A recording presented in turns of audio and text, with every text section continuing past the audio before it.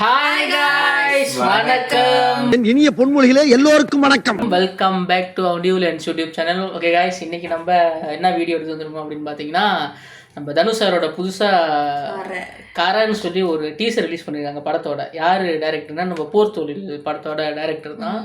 So அவரோட போர் தொழில் படமே படம் தான் போர் தொழில். பட் வந்து அது வேற லெவலில் இருக்கும் அந்த படம். ஓகேவா, வேற லெவல் ஹிட்டு வேற. லைக் இவர் யாரு, நம்ம அசோக் செல்வானையும் சரத்குமாரையும் வச்சு ஃபர்ஸ்ட் படத்துலேயே 52 கோடி கலெக்ஷன் அந்த படம். ஸோ அவரோட 2வது படம் அது தனுஷ் சார் கூட. ஸோ நம்ம இந்த டீசரை பார்த்துட்டு இதுக்கப்புறம் இந்த டீசர் என்ன நடக்குதுன்னு சொல்லி இதுக்கு மேலே நம்ம பேசுவோம். Okay, let's jump into the video.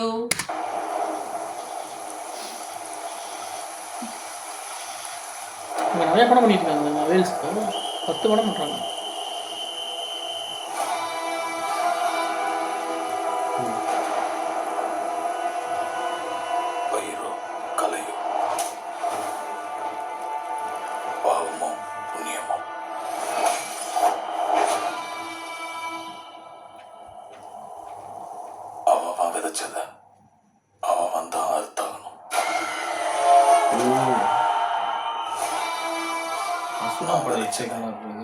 அறுவடை பண்ற நேரம் வந்துருச்சு.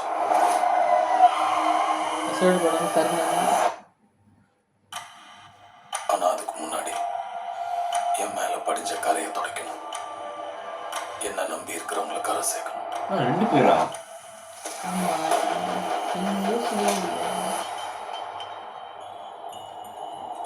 என் பேரு கரசாமி. கரசாமி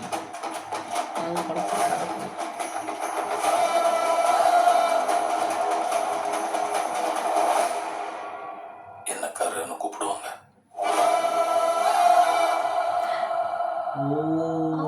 கரை பேன் இந்தியா 3 லாங்குவேஜ் ரிலீஸ் இது மமிதா பஜ்ஜு தான் ஹீரோயினியா? ஆமா, மமிதா பைஜு, ரவி குமார், கருணாஸ், ஜெயராம் சரு, பிருத்திவி பாண்டியராஜன். இவரு பாண்டியராஜ் பையன். ஓ, சுராஜ், எம்எஸ் பாஸ்கர், ஸ்ரீஜா ரவி, பழைய டைரக்டர். ஓ, பாண்டியராஜ். Okay okay okay. அந்த கட்டையா இருப்பாரு.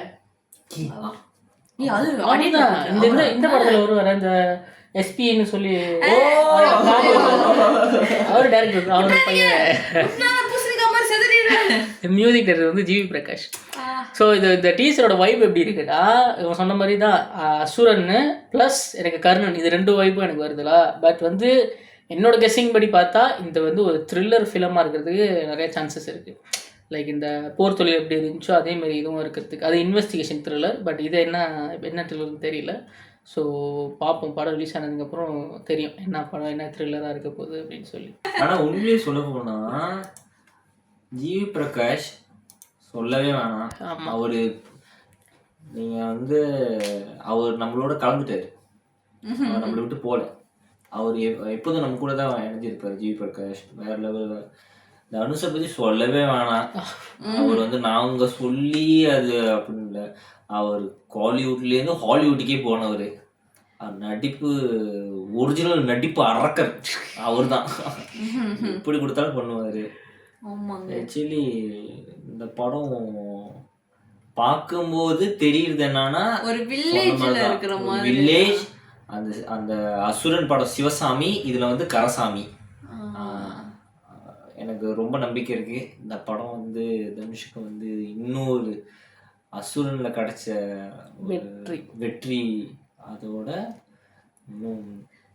அதுவும் இல்லாம இப்ப இவரோட கதை நம்ம பார்க்கும் போது சூஸ் பண்ற கதை, அவர் எடுக்கிற கதைகளா இருக்கட்டும், இதுக்கு முன்னுக்கு வந்துட்டு லைக் தனுஷ் இருந்தா ஆட்டோமேட்டிக்கலி அங்க லவ் இருக்கும்.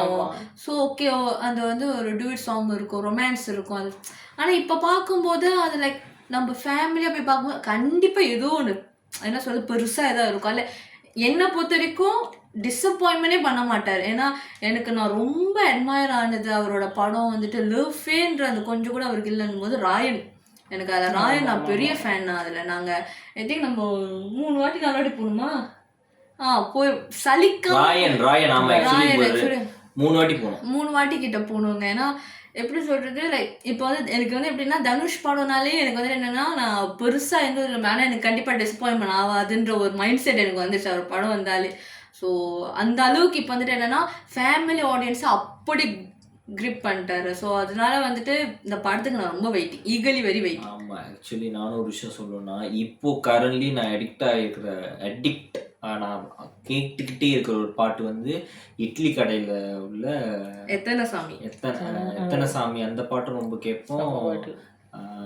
அந்த எம்பாட்ட சாமி வரும் அந்த பாட்டும் எனக்கு இப்போ நான் அடிக்கடி கேட்குற பாட்டே அதுதான். ஸோ அது லிரிக்ஸ் கூட இவர் தான் கொடுத்தாங்க அப்படின்னு சொல்கிறாங்க, அவர் தான் ஐடியா கொடுத்தாரு அந்த மாதிரின்னு.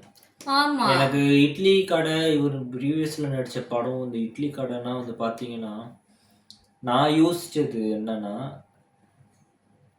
நிறைய பேர் இதை சூஸ் பண்ண மாட்டாங்க. ஒரு ஆர்டிஸ்ட் நீங்கள் வந்து ஒரு மார்க்கெட்டில் இருக்கிறவங்க அவங்களுக்கான கதையை சூஸ் பண்ணுவாங்க. நான் இதுதான் சூஸ் பண்ணுவேன், இது செஞ்சாதான் என்னோட ஃபேன்ஸ்க்கு இது ரொம்ப பிடிக்கும், நான் 10 பேர் அடிக்கணும், நான் வந்து லவ் பாட்டு பாடணும், என் படத்தில் ஒரு ஐட்டம் சாங் இருக்கணும், இதெல்லாம் இருந்தால்தான் மாசின்னு இருக்கணும் அப்படின்ற வந்து எதிர்பார்ப்பாங்க. ஸோ நம்ம வந்து அந்த மாதிரியான ஒரு விஷயம். ஏன்னா நீங்கள் ஸ்டார்டிங் ஒருத்தவங்க காமெடியாக ஒரு படம் எடுக்கிறாங்க அப்படின்னு நீங்கள் பார்த்தீங்கன்னா, அடுத்தடுத்து அவங்க சூஸ் பண்ணுற கதை எல்லாமே வந்து பார்த்தீங்கன்னா ப்ரீவியஸ் கதை மாதிரி இருக்காது. ஸோ இதோட டெவலப் ஆகி தான் போகும். ஆனால் அந்த விதத்தில் இட்லி கடைன்ற ஒரு நான் வந்து ஸ்டார்டிங் இட்லி கடையோட போஸ்டர்னா பார்த்து நான் என்ன நினச்சேன்னா, இது பாக்ஸிங் ஏதோ பண்ண ஒரு அருண் விஜய் இவர் தான் என்னமோ வந்து வந்துட்டு அருண் விஜய்க்கு வந்து பாக்ஸிங்னா சொல்லி கொடுப்பாரு போல, லைக் இவர் பாக்ஸிங் பண்ண போறாரு போல என்னென்னமோ யோசிச்சேன். பட் அது வந்து பாத்தீங்கன்னா அப்படியே டோட்டலா நான் அந்த படம் தியேட்டர்ல நான் போய் பார்த்தேன். சீரியஸ்லி சொன்னோம், நாங்களாம் மிலிஷா, எங்களுக்கு அந்த மாதிரி அப்பா வந்து இட்லி கடை வச்சது இல்லை, வில்லேஜ் வாய்ப் கிடைச்சது இல்லை. இந்த மாதிரி நாங்க உண்மையிலே இப்போ உள்ள கரண்ட் இதுல வந்துட்டு இந்த காசு பணம் இந்த கார் ஹவுஸ் இதெல்லாம் தேடி தேடி இது பண்ணிட்டு இருக்கோம். ஸோ அந்த மாதிரி இது எதுவுமே வேணாம். அவங்க அப்பா அவங்க அந்த கடை அந்த ஒரு வில்லேஜ் வாய்ப் அந்த மாதிரி அவர் கதை யோசிச்ச விஷயம் அந்த கதையாகட்டும், அது டோட்டலி வந்து பார்த்தீங்கன்னா தனுஷுக்குன்னு சொல்லிட்டு இல்லை, அந்த படத்தை வந்து யார் வேணாலும் பண்ணலாம், லோ பட்ஜெட்டில் உள்ள ஹீரோ கூட அதை பண்ணலாம். பட் அது தனுஷ் எடுத்து செஞ்சு அந்த கேரக்டருக்கு வந்து அவர் வந்து ஃபுல் அண்ட் ஃபுல் ஒர்க் பண்ணி அந்த ஃபீல் நம்மளுக்கு வர வச்சாரு. நம்ம பார்க்க நம்மளுக்கு தெரிஞ்சு வாவ் செம்மையாக இருக்குது அப்படின்ற ஃபீல் கொடுத்தாரு. ஸோ அது வந்து இட்ஸ் நாட் ஈஸி. ஒரு டைரக்டரா அவர் வேற லெவல், செல்யூட். டான்சர், சிங்கர், என்ன இந்த மனுஷன் என்னதாங்க ட்ரை பண்ணாம இருக்காருன்னு எனக்கு புரியல. Actually director okay, Dhanush okay வேற லெவல், சூப்பர் டைரக்டர். போர்த்துளில் அதுவும் வந்து யாருக்காக போறணும் இல்லையோ விக்னேஷ்காக நான் கண்டிப்பா நான் போவேன் படத்துக்கு. போர்த்துளில் வந்து எல்லா சீரியல் கில்லர் படம் மாதிரி இல்லைங்க, அது உண்மையிலே வந்து வேற மாதிரி. அந்த படத்தோட ஹைலைட்டே என்னன்னா, ஒரு கொலைகாரன் அவன் தான் அப்படின்னு நம்ம ஃபிக்ஸ் பண்ணதுக்கு அப்புறம் இதுக்கு மேல இன்னொருத்தர் இருக்கா அப்படின்னு ஆடியன்ஸே வந்துட்டு யோசிக்க வைக்கிற ஒரு ஏமாத்திட்டாங்க. அதை வந்து ஆடியன்ஸை ஏமாத்துற டைம் அது வந்துட்டு இவன் தானே இவன்ல இன்னொருத்தருக்கு ஐயோ அது யாருடா அந்த கியூரியஸ் இன்னும் அந்த இடத்துல அப்படியே போரே அடிக்காம சட்டலா சைலண்டா செம்ம படம்ங்க. அது அசோக் செல்வன் ஆக்டிங் எனக்கு ரொம்ப பிடிக்கும், அது நல்லா இருந்துச்சு அந்த படம். ஸோ அவரோட அடுத்த படம் போது கண்டிப்பா அது நம்ம சரத்குமார் சாருக்குமே செகண்ட் இன்னிங்ஸ் மாரி ஆரம்பிச்சு வச்ச ஒரு படம் அது.